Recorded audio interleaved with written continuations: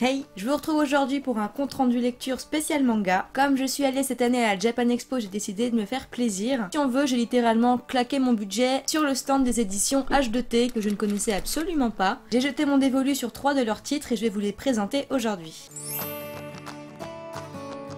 On commence donc avec Euterpe, je pense que ça se prononce comme ça, c'est donc une série terminée en 2 tomes, je n'ai pris que le premier. C'est un manga de type shoujo si je ne dis pas de bêtises, qui a été écrit par Art of Kei, et c'est donc aux éditions H2T, comme tous ceux que je vais vous présenter là. Dans ce premier tome, on va donc suivre un jeune garçon qui s'appelle, je ne sais déjà plus comment, John, qui est un jeune musicien, pianiste très réputé dans son domaine. Il a tout appris dans sa jeunesse grâce à son grand-père qui était lui aussi un musicien réputé qu'on appelait le maestro. Sauf qu'en grandissant, John s'est un petit peu éloigné de son grand-père, et un jour fatalement il va recevoir une lettre dans laquelle on lui explique que son grand-père est mort, ce qui d'un côté n'arrange pas tellement l'état du jeune homme vu qu'il était lui-même en pleine dépression à ce moment-là, mais il décide de saisir cette occasion pour retourner dans la maison de son grand-père, et c'est en retournant là-bas qu'il va faire la connaissance de Cal, qui est une jeune collégienne, je crois. Enfin j'en sais rien, mais c'est comme du coup il la traite de gamine pendant tout le long, bah je sais pas. Peut-être qu'elle est au lycée en terminale, enfin j'en sais rien, mais voilà. En fait Cal était la disciple de Maestro, en gros elle a appris entre guillemets la musique avec son grand-père pendant que lui, John, n'était pas là. Il a vraiment été quelqu'un d'important pour elle en fait. Et quand Cal rencontre John, eh bien le courant ne passe pas tellement,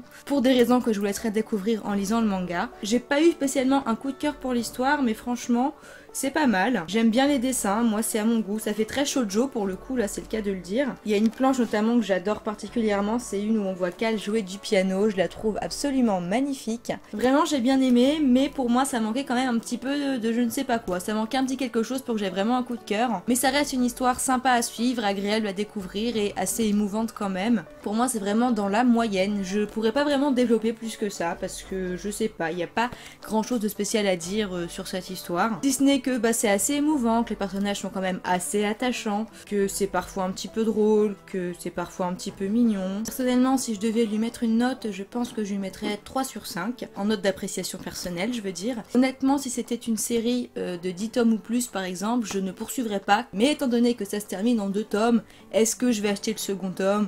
Oui, quand même. On passe avec le deuxième, qui est peut-être celui que je préfère pour l'instant. Il s'agit du premier tome de Deep Scar, écrit par Rossella Sergi. Je sais pas comment ça se prononce, une fois encore, je suis désolée. Pour l'instant, il n'y a que le premier tome de sortie, je crois que le 2 doit sortir au mois d'octobre. On suit donc Sophia, qui est une jeune femme, qui s'apprête à rentrer en première année d'université. Elle a choisi d'aller dans un établissement assez loin de sa ville d'origine pour s'éloigner un petit peu de ses parents et être plus indépendante. Et elle va donc se retrouver en colocation avec une jeune demoiselle qui elle s'appelle Véronica. Les deux jeunes filles sont vraiment à l'opposé l'une de l'autre, le jour et la nuit.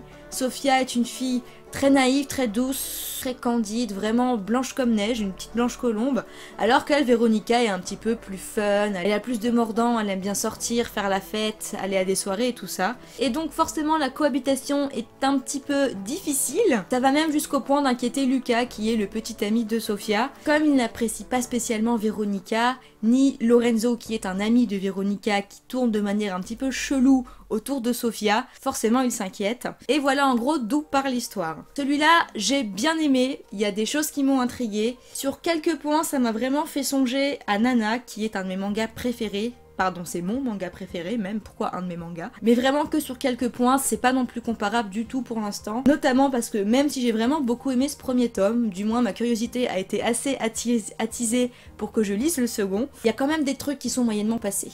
Déjà, je trouve que tous les personnages sont quand même un petit peu trop clichés. Un peu trop tout noir ou tout blanc. Pour chacun d'eux, à la fois je les ai trouvés attachants, et à la fois je les ai trouvés terriblement chiants. Comme je vous disais, Sophia c'est vraiment l'archétype de la blanche colombe. J'ai apprécié son personnage dans le sens où elle est quand même assez attachante, voilà, elle est mignonne, elle est gentille comme tout, ça on peut pas lui enlever. Mais c'est vrai qu'elle est quand même... Après c'est mes goûts personnels, mais j'ai quand même trouvé un peu beaucoup trop coincée entre guillemets. J'aime pas utiliser ce mot, mais je sais pas comment vous dire d'autre en fait. Parfois elle a vraiment des attitudes et des réflexions vraiment trop sottes et trop naïves pour moi. Et c'est un peu fatigant, surtout qu'elle est censée avoir 18 ou 19 ans. Mais bon, après encore 18-19 ans, première année de fac. Je me dis que ça peut bien évoluer et j'ai envie d'en savoir un petit peu plus quand même. Je dois avouer que pour l'instant je préfère Véronica, sa colocataire.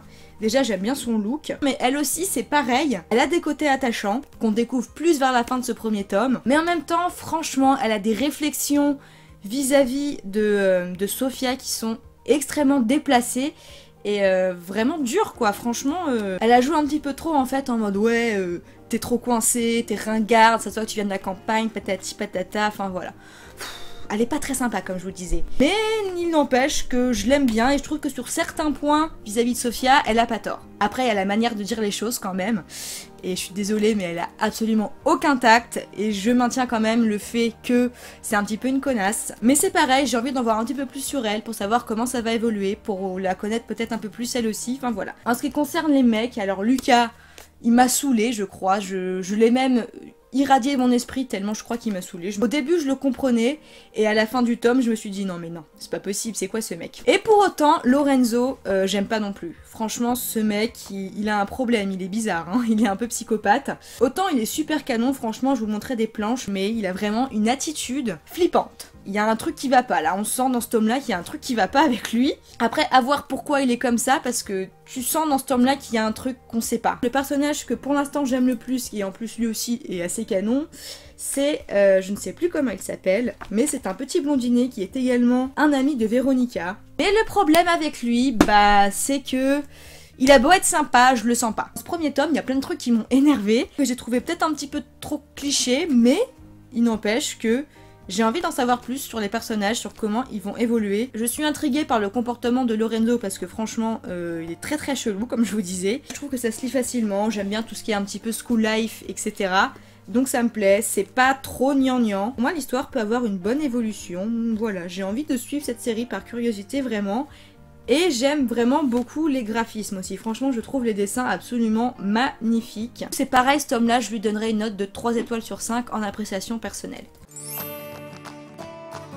Et enfin, je vais terminer avec une série en 2 tomes. Pour le coup, j'ai décidé d'acheter les deux en même temps. Il s'agit de Anna No Breath, qui pourrait se traduire en français par Le souffle des fleurs. Et c'est écrit et dessiné par Kelly. Dans cette série, on va suivre Azami, qui est une jeune lycéenne de 16 ans. C'est un personnage qu'on nous présente comme passionnément hétéro. Elle comprend absolument pas pourquoi ses copines sont fans de yaoi et compagnie. Franchement, ça la dépasse. Elle aime vraiment que les garçons. D'ailleurs, elle est folle amoureuse d'un garçon de l'équipe de basket qui s'appelle Gwen. Ce qu'elle ne sait pas, c'est que Gwen, en fait, c'est une fille. Et oui, je suis contente d'avoir acheté les 2 tomes en même temps parce que franchement, ça valait le coup. C'était une série que j'ai trouvée adorable comme tout, vraiment mignonne tout plein. Par contre, là, une fois encore, j'ai des trucs à redire. Tout le speech que je viens de vous faire sur le résumé, ça prend, allez, 3 pages, 5 pages maximum. Ce qu'on nous dit dans le résumé, mais c'est absolument pas développé, alors que ça aurait été justement hyper intéressant de développer tout ça. Que ce soit le béguin d'Azami pour Gwen, qu'est-ce qui va se passer quand elle va découvrir que c'est une fille, d'autant plus qu'on nous la présente comme quelqu'un de vraiment très hétéro, qui comprend pas les délires de boys love et tout ça. Ça aurait pu être intéressant qu'on analyse la mentalité de ce personnage, l'évolution de sa perception ou je ne sais quoi, mais là... non, elle le prend bien. Elle apprend que son crush de toujours c'est une meuf, mais a priori, ça passe bien. D'un côté, vous allez me dire, mais qu'elle le prenne bien, en fait c'est tant mieux. Oui, d'accord, c'est vrai.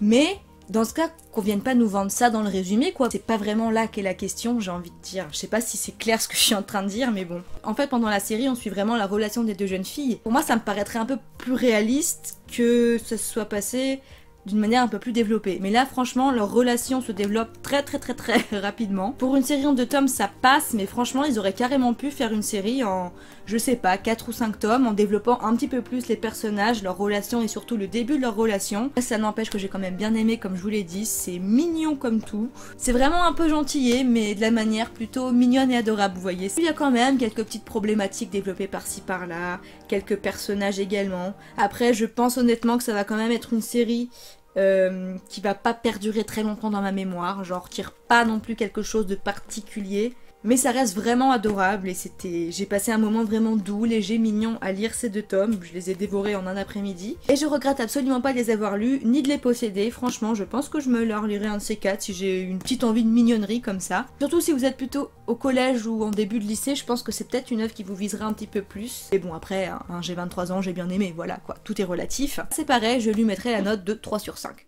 Vous l'avez remarqué, ce bilan est assez entre moyen et bien en fait, parce que j'ai mis la moyenne à tout, donc ça veut dire que j'ai bien aimé ce que j'ai lu, sans non plus que ce soit le coup de cœur, l'euphorie, la série que j'ai kiffé, enfin voilà. Mais suffisamment intéressant pour moi pour que j'aie envie soit de poursuivre, soit pour que j'aie passé simplement un bon moment. Donc selon votre curiosité ou votre envie du moment, franchement j'aurais plutôt tendance à vous recommander, pour l'instant du moins, les 3 titres. Vous l'avez compris, là je vous donne mon appréciation sur les premiers tomes en tout cas. J'espère que la vidéo vous a plu, que ça vous a intéressé. Est-ce que vous connaissiez cette maison d'édition vous? Parce que moi franchement, pas du tout. Il faut savoir que des mangas j'en ai pas acheté depuis un petit moment, j'ai dû en lire que 2 depuis le mois de juin je dirais, peut-être 3 ou 4 maximum, je sais plus. N'hésitez pas à jeter un œil à leurs œuvres si ça vous intéresse, parce que franchement ça vaut assez bien son détour. Vous pouvez voir qu'il y a des tomes qui sont publiés dans le sens originaux, comme Anna Nobresse, et des tomes qui sont publiés de gauche à droite, comme Euterpe par exemple.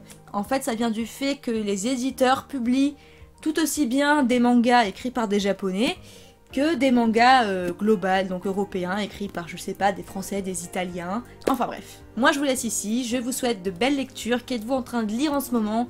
Quel est votre dernier manga lu? Moi, à part cela, je crois que c'était le tome 4 de Reine d'Égypte, que j'ai beaucoup apprécié, si je me rappelle bien. Moi je vous dis à bientôt sur la chaîne pour de prochaines vidéos. Ciao ciao!